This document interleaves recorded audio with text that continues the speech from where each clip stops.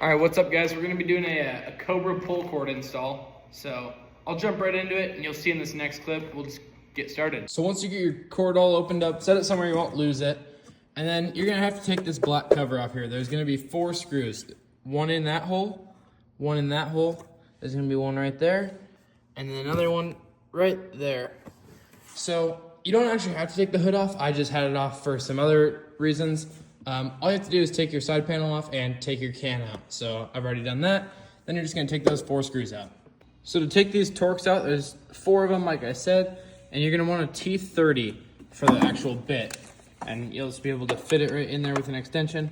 For those bottom 2, you might have to put it on a screwdriver just to fit in there. So if I were to do this, I would recommend grabbing a magnet, just like this one, all flexible and everything. Just in case you do drop something. Like I ended up actually dropping a screw. You can just barely see it. So once I get this cover out, which just kind of pops out down this way, it might be a little bit harder to do with one hand, then I'll just be able to use my magnet, just reach right in there and grab that screw. Now that I've got this out, still attached to my pull cord, as you can see. Not for much longer, but I can just reach right in there and grab that screw. But if I couldn't, then obviously a magnet would be super sweet to make sure I could really reach in there. Now that I've got this fully out, all I had to do was pull this handle out a little bit, snip the cord, make sure there is a knot that will prevent the cord from going all the way back into this reel. And now that it's like this, you're gonna use that same T30 and take this all apart. So we'll get started. Just taking off that one screw there. And this spring is gonna come out pretty quick. So these springs and washers, you're not gonna wanna lose. So make sure you keep all those 3 things together and set them somewhere smart. So once you undo that top stuff, be super duper careful when you're taking this off, because there's this spring in there that'll undo itself at a super, super quick rate. And you're gonna wanna coil it all back up real nice and tight and then rewrap your pull cord around this. Once you've got it something like this, you're gonna insert your new cord into that little hole, run it through and run it out this hole. So that'll take a second. I'm gonna use this little screwdriver to push it through. All right, so I just got this spring wound back up in here. When you take that cover off, a lot of times it'll just pop out.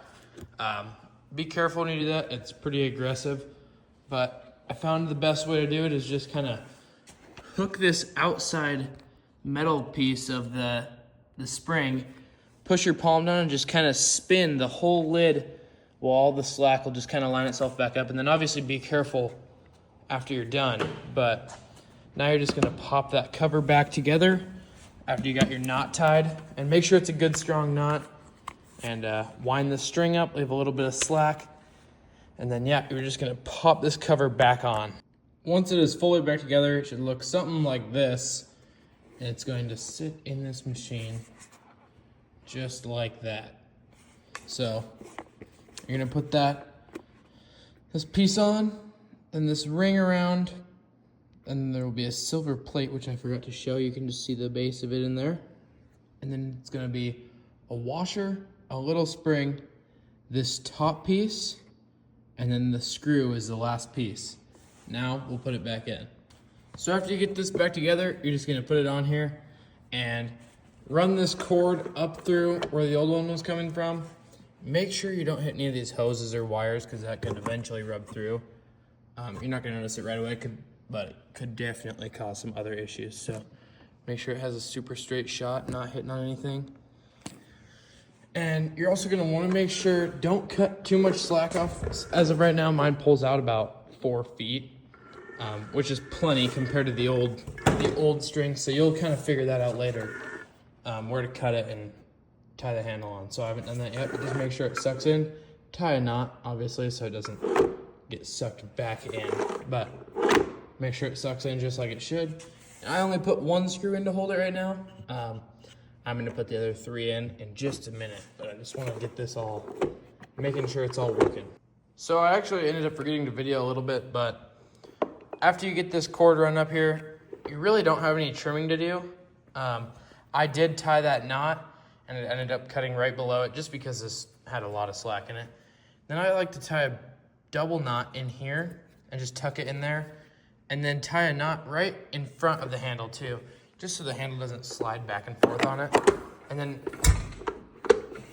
you can obviously hear, I'm not going to start it right now, but you can hear that it has compression, and it will start if I pulled it. All right, guys, hopefully that tutorial was somewhat helpful. I've never done a tutorial before. I've also never even, I don't think, talked to the camera like this before, so kind of all new to me. But if you have any questions, or let me know.